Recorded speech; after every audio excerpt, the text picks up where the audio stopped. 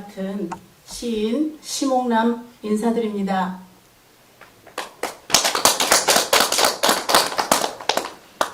사단법인 전주문인협회에서는 우리 지역에서 활동하는 우리 지역 작가를 초청해서 문화 콘서트를 이어오고 있습니다.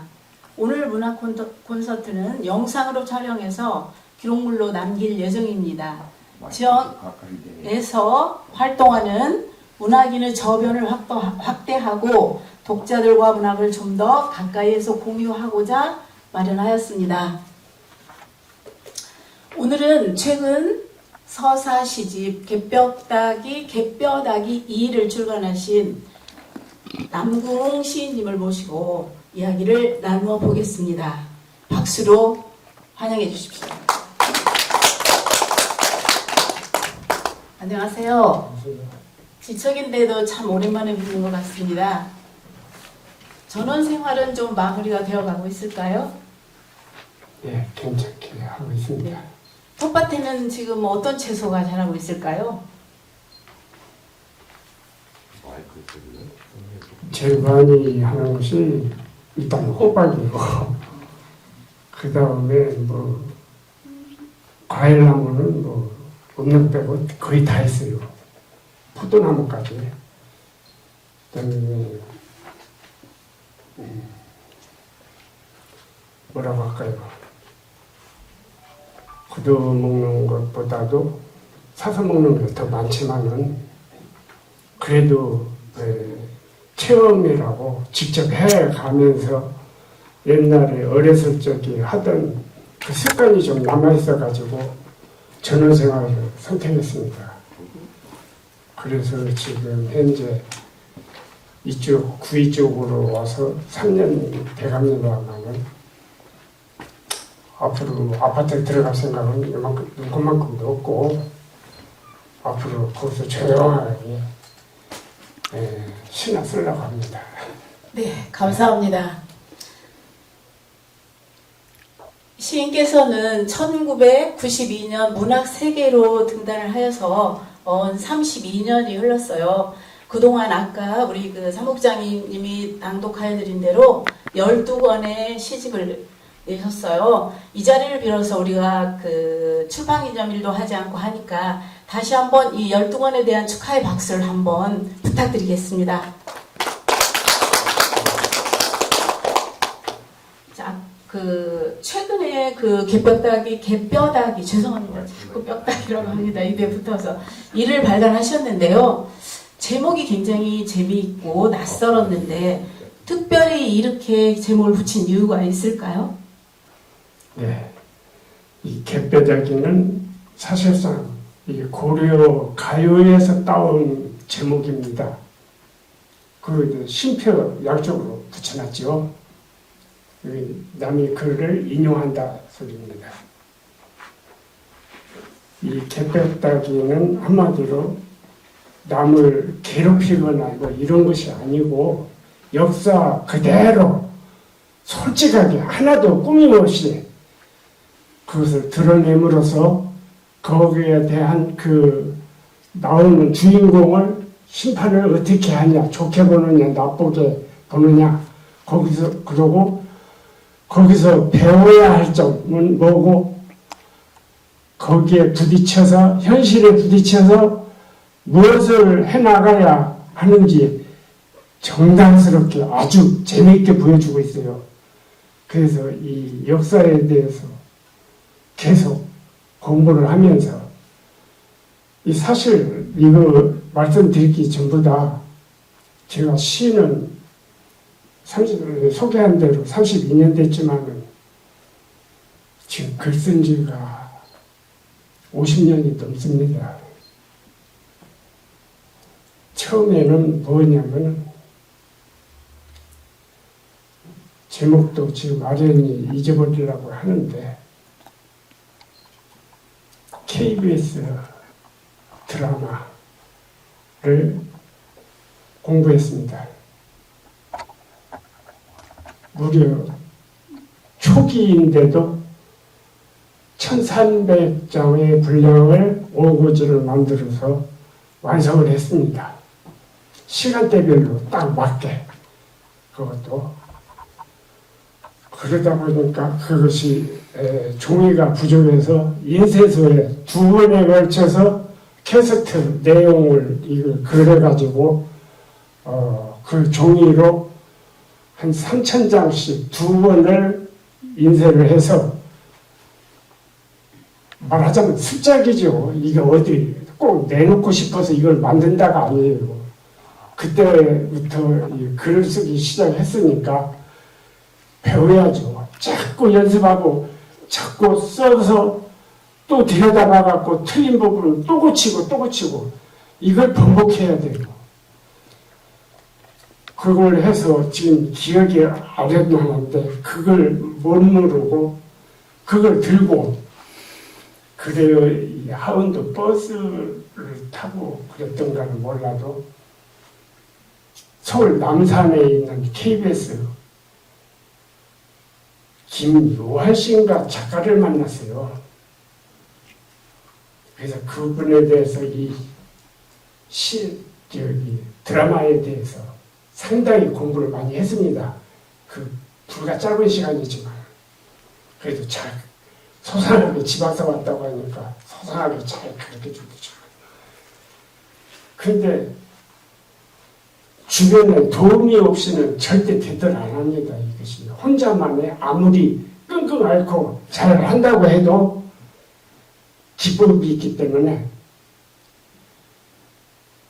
시중 책방에 가서 들여다봤죠. 무슨 책이 필요한가.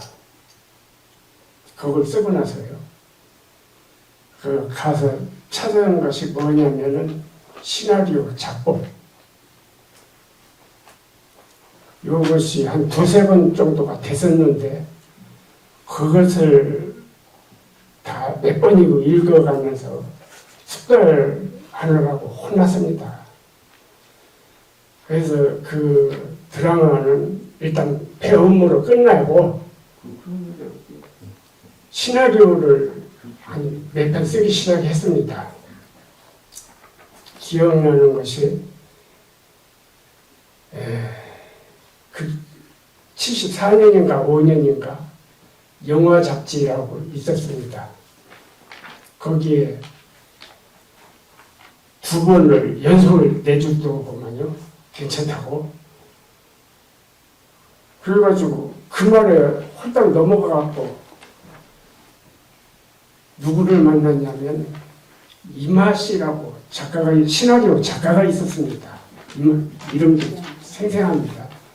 그분이 작품은 뭘로 유명해졌었냐면 영화 제목이 상당히 길어요. 눈으로 묻고 얼굴로 대답하고 해가지고 한 20몇 자가 되는데 그 내용은 무엇이냐면은 교도소 바깥에서 짝사랑하다가 교도소에서 같이 옥중 결혼을 한 겁니다. 내용물이. 그 사람들. 그걸 내용으로 써가지고 실화로 아마 만들어 놓은 기억이 있습니다. 그래서 그걸 보고 좀 감탄을 했습니다. 그러면서도 계속 써나가면서 발전을 거듭했는데요. 나중에 최종적으로 거기서 잘됐다고 좋은 것을 골라서 영화진흥공사라고 있었습니다. 거기에다가 출품도 해봤고 최종실까지 올라갔다고 연락을 받았습니다. 그 뒤에 운이 없었던지 저건 최종실에서 탈락이 돼버렸어요. 그렇지만 제가 그걸 감안하고 첫 술에 배불러듯이 뭘 된다 이건 아니었거든요. 계속 공부를 독학을 했습니다. 예. 지금 오늘은 과거에 그 작가 활동을 했던 이야기를 하시고 계시는데요. 우리는 오늘 그 시에 관한 이야기를 좀 더 풀어보기로 하겠습니다. 어떤 계기로 그러면 이 곡을 시나리오를 쓰시다가 어떤 계기로 시를 쓰기 시작했을까요? 89년도인가 90년가 TV를 우연히 보다가 열린 문학회 이은용 선생님의 이 광고가 나왔어요.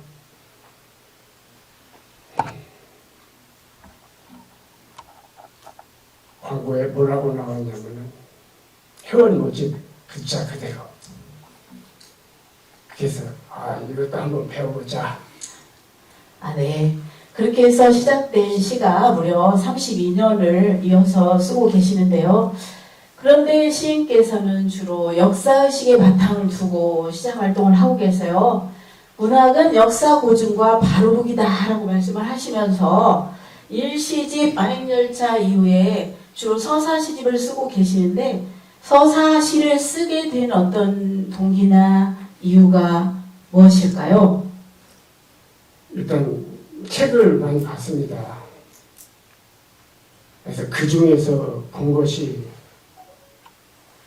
삼국시대 책이었는데요. 제목은 말씀드리지 않고 삼국시대를 쭉 훑어보니까요. 거의 줄거리로 하다시피 해놨어요. 그 다음에 고려시대를 봤습니다.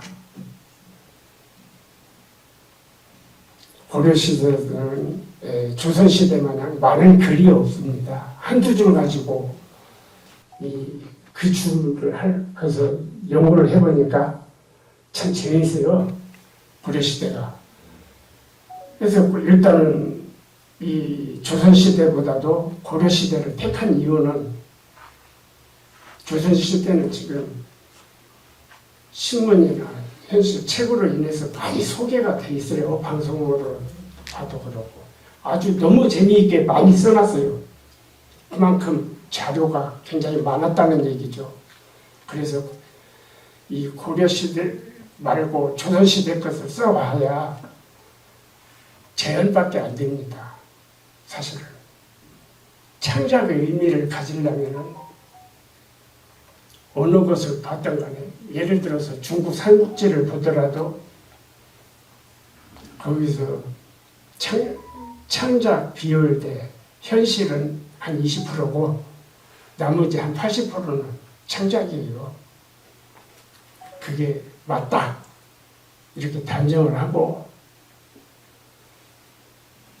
잘못된 것이 지적된다면은 이 우리나라 조조에서 조조를 고쳐줬다는 이 화타가 탄생하는데 이 화타가 죽은 사람하고 거리가 너무 멀어요. 솔직한 얘기로.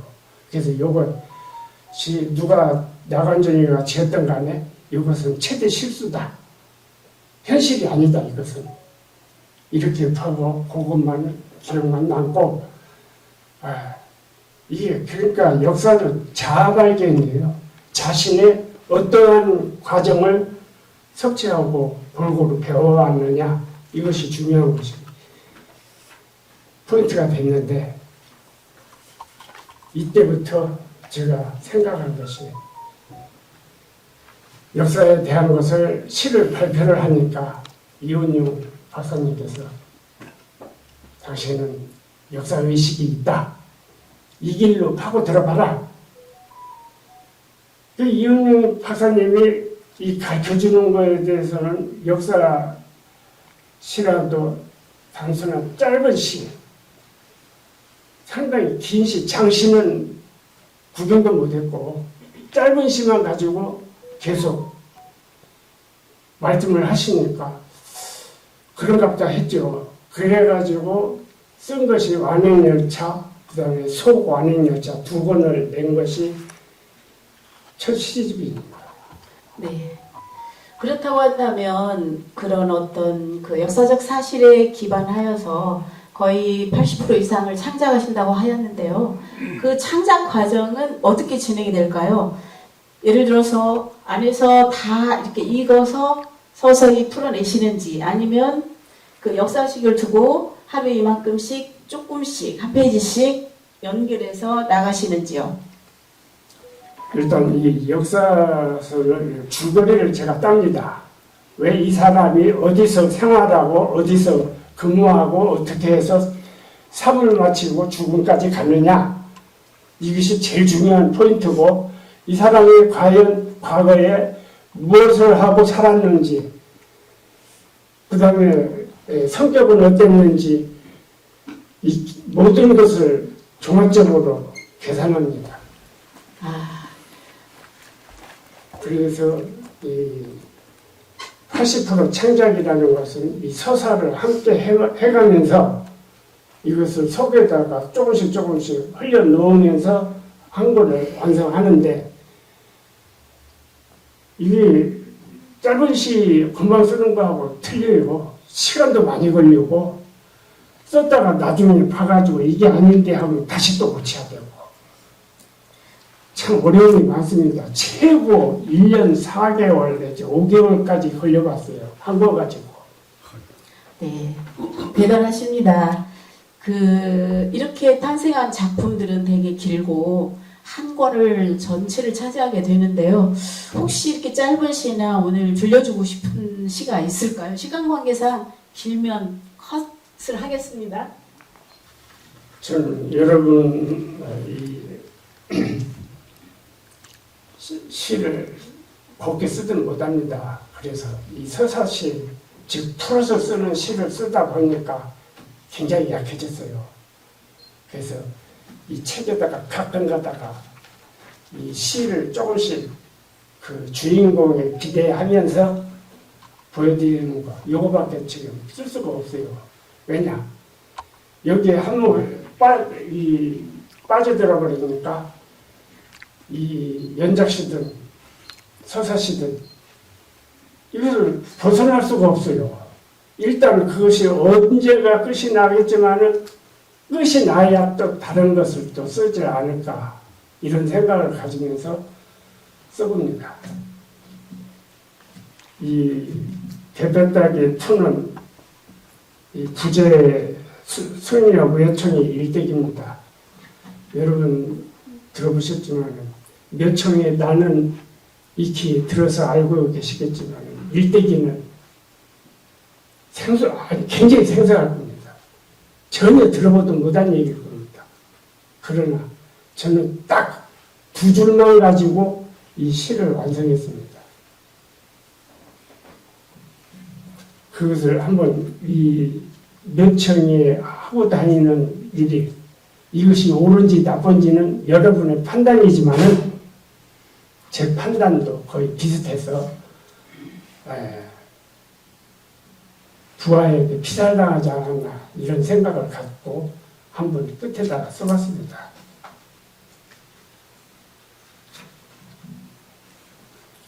가는 길은 반듯하여 걸음 타고 달려가지만 오직 고향 가는 길밖에 보이지 않는다네. 힐끔힐끔 옆모습을 눈을겨 바라보는데 말굽소리에 서서히 땅콩에는 다가오고 지나가는 사물만 자꾸 새롭게 보인다네. 이 사람 의도는 똑바로 보면서 가야 할 텐데 왜 자꾸 곁눈질을 합니까? 이게 문제예요. 그래서 이 책을 바로 내보고서 독자한테, 어느 독자인지는 잘 모르겠지만 독자한테 혼났어요. 옛날에 중을 갖다가 그렇게 썼다고, 개뼈다귀 마냥 썼다고. 이거는 제가 욕을 먹어서 단독적으로 삭혀 들어가는 건 괜찮은데 이 역사를 지적한다는 것은 굉장히 좀 어리석다 소리를 들어요. 왜 그러냐면 정직해야 하거든요. 정직하지 않고는 이 역사 아무리 좋게 써도 풀빵 종이밖에 안 됩니다. 그렇기 때문에 속일래야 속일 수가 없이 써야 돼요. 그걸 벗어나면은 역사서가 아니죠. 네. 잘 들었습니다. 엿듣고 싶은 말은 굉장히 많은데요. 시간을 고려해서 이제 노벨 문학상을 받은 한강 작가가 자기 일생의 가장 황금기인 60세까지를 정해놓고서 앞으로 3권을 더 내겠다라고 말을 하셨어요. 이제 황금기도 지난 우리 시인께서는 앞으로 계획이 어떠신지요? 어떤 것을 또 구성하고 계실까요? 지금 쓰고 있는 것이 개택따기 3입니다. 아직 이제 시작 단계에 불과하지만 이 티베트 투 된 지 이제 거의 한 달밖에 안 됐기 때문에 금방 뭐 옥수수 자라듯이 이렇게 커지는 것이 아니고 두고두고 고뇌를 해가면서 시를 써야 하는 문제가 달려있기 때문에 금방 소화되리라고는 안 믿습니다. 그러나 이 개벽다귀는 써보니까 이것은 한 번에 끝날 일이 아니다. 그래서 제가 연장식으로 지금 2로 나가고 그 다음에 3로 나가고 할 예정입니다만 역시 기억에 남는 것은 1번입니다. 아, 그래요. 이 부분에서 우리 박수 한번, 위로의 박수를 한번 드리고요. 만일에 이렇게 필력이 길고 또 왕성하신 작업이 계속 이어질 수 있도록 빌게요. 만일에, 그런데 이런 시를 쓰지 않았다면 무엇을 하고 계셨을까요, 지금쯤? 아무래도 시작한 것이 시니까 다른 분 마냥 짧은 시에 골몰했겠죠. 그렇지만 자기 목소리가 아니라고 생각할 때가 많아요. 그 점이 조금 결국은 시로 돌아갔어요. 그러니까 어쨌거나 운명적이거나 숙명적이거나 타고날 때부터 시인인 것 같습니다. 언젠가 친구가요, 작가이지 않은 친구가 사석에서 이런 얘기를 했어요. 다음에는 너야. 뭐가 그러니까 노벨상이. 그래서 정말 박장대소를 했는데요. 이 말을 빌어서 이 다음에 노벨문학상의 대상은 남궁홍 시인님이 받으시기를 바라는 마음으로 박수 한 번 더 부탁드립니다. 고맙습니다. 참 세계인 40억 세계인 한 사람이 그 중에 된다는 것이 사실상 굉장히 어렵습니다. 네. 오늘 이렇게 바쁘신 가운데 나와주셔서 무척 감사합니다. 그리고 이렇게 자리를 꽉 메워주신 그리고 우리 회원들과 내빈들에게도 감사를 드립니다. 고맙습니다.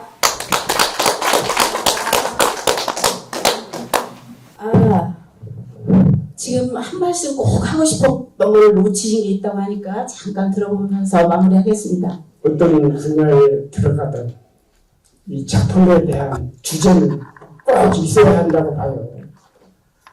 누가 지적을 하든 그걸 말을 못하면은 그 작품은 죽은 작품이 마찬가지니까 꼭 주제를 생각해가지고 작품 쓰시고 읽고 또 뭘 깨달음으로 꼭 답변을 할 정도가 돼줘야 한 권의 독서를 읽었다고 하니까 그렇게 좀 부탁드립니다. 감사합니다.